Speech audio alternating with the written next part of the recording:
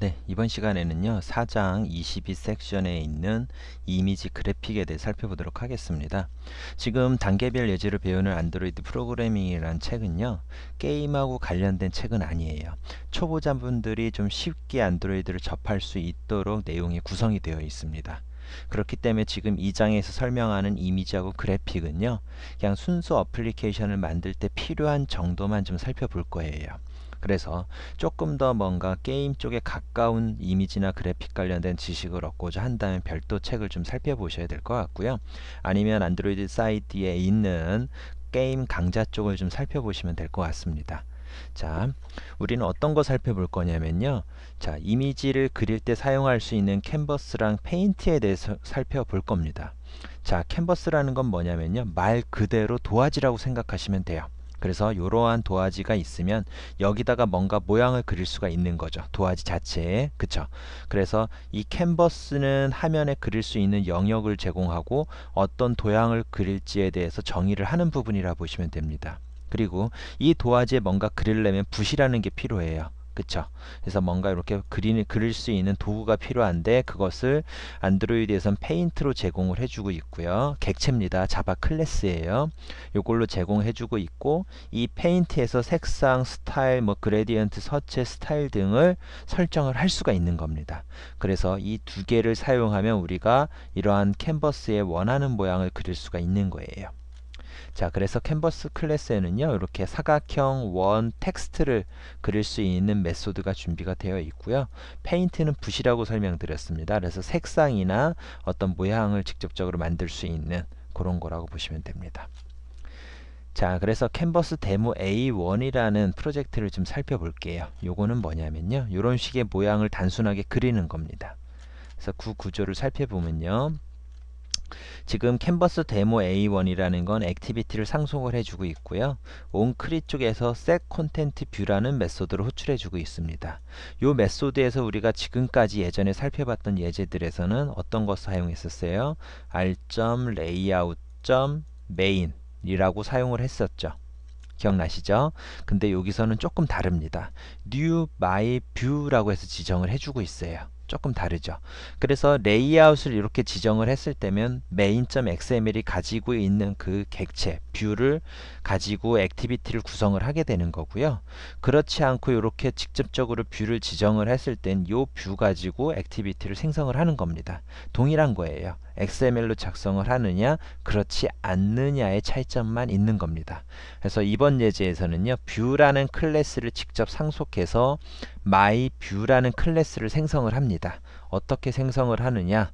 메소드 레벨과 같은 레벨에다가 클래스를 지금 선언을 하고 있어요. 이렇게 선언한 것 자체를 뭐라 그러냐면 중첩 클래스라고 얘기를 합니다. 중첩이라는 건 뭐냐면 다른 클래스 안에 선언이 되었다 해서 중첩 클래스라고 하는 거예요. 영어로는 네스티스트라고 합니다. 그래서 다른 클래스 안에 있는 클래스를 네스티스라고 하고요. 이런 중첩 클래스는 뭐 내부 클래스니 그리고 그 내부 클래스가 어떤 위치에 선언되니에 따라서 네 가지 정도가 분류가 됩니다. 그거에 대해서는 자바책을 좀 살펴보시면 될 거예요. 자, 여기서는 이제 생성자라는 거 하나 선언해주고 있는데 그냥 상위 클래스에 있는 메소드 생성자를 호출하는 정도로 끝내주고 있고요. 그 다음에 onDraw라는 메소드가 있습니다. 이 메소드가 바로 화면에다가 뭔가 그려주는 역할을 할 때 호출되는 메소드라 보시면 돼요. 그래서 이런 식으로 생성을 딱 하게 되면 자동적으로 onDraw라는 메소드가 호출이 됩니다. 그리고 여기에 지정된 컨버스에다가 우리가 원하는 그림을 그리면 그게 사용자한테 보여지게 되는 거죠. 바로 이렇게 보여지게 되는 겁니다. 자, 보세요. 페인트라는 걸 하나 구하고 있습니다. 그래서 페인트라는 객체를 생성하면서 이렇게 anti-alias 플래그라는 걸 지정을 해주고 있어요. 그쵸? 그 다음에 요거 같은 경우는 큰 의미는 없습니다. 네, 그렇게 지정을 해주고 있고 그 다음에 색상을 화이트라고 지정을 해주고 있어요. 하얀색으로 그릴 거다. 그래서 요 안티얼레스 플래그는 말 그대로 안티얼레스를 제공해주는 설정해주는 거라고 그냥 보시면 돼요. 그 다음에 사각형을 채우는데 이렇게 두 가지를 사용을 하고 있습니다. 그래서 보시면 위에 거는 사각형 자체를 채운 사각형을 그리는 거고요. 요거는 테두리만 그리는 겁니다. 근데 달라 보이는 점이 뭐가 있어요? 여기 있는 거는 XY 좌표 정도인데 이거는 좀 이따 살펴볼게요. 자, 주의 있게 보셔야 되는 건 요겁니다. 셋 스타일에 설정한 스타일이에요. 필이라는 거는 사각형을 채우겠다라는 거고 스트로크라는 건 이렇게 테두리만 그리겠다라는 얘기입니다. 자, 둥근 사각형도 마찬가지죠. 그쵸? 그 다음에 원 채우는 것도 마찬가지입니다. 필과 스트로크를 사용해주고 있어요. 그리고 원은 드로우 서클이라는 메소드 사용하고 있고 둥근 사각형이라는 것은 이렇게 라운드 렉트라는 것을 사용을 하고 있다라는 겁니다. 자, 둥근 사각형이라는 건 뭐예요? 원래 사각형인데 이쪽 부분을 이렇게 둥글게 만들어야 되는 거잖아요. 그쵸? 그래서 이 둥글게 만들기 위한 설정들이 여기 녹아져 있는 겁니다. 그걸 살펴볼게요. 자, 교재 살펴보시면요. 드로우 렉트 같은 경우는 이렇게 레프트 탑, 라이트 바텀 지정할 수 있게 됐어요. 레프트 탑, 라이트 바텀 지정을 하는 거예요. 자, 요거는 전체 크기고요. 실제 사각형 그릴 때는 우리가 원하는 지점을 지정해 주시면 되는 거죠. 그렇죠? 그래서 왼쪽 상단이 00이라고 보시면 되는 거고요. 그 다음에 우리가 지정한 레프트 탑이 기준점으로 하고 라이트 탑을 기준점으로 해서 이렇게 사각형이 그려지게 되는 겁니다. 네. 그 다음에 드로우 라운드 렉트라는 겁니다. 라운드를 가진 사각형이라는 얘기죠.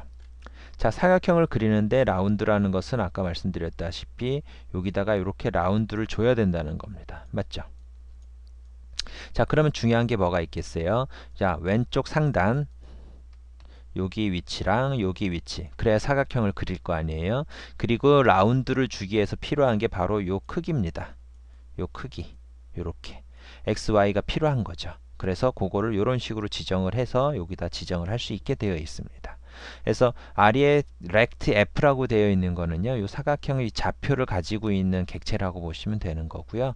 그 다음에 Rx, Ry는 여기를 지정을 해주는 값이라 보시면 되는 겁니다. 이렇게 써 있죠. 자, 그 다음에 드로우 서클이라는 메소드가 있는데 서클에서 중요한 게 뭐예요?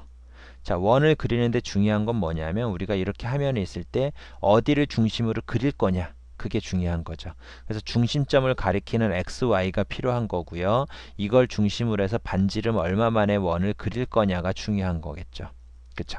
그래서 XY를 지정하는 값, 반지름을 지정하는 값이 필요한 겁니다. 이렇게 되어 있습니다. 그쵸? 어려운 거 없죠?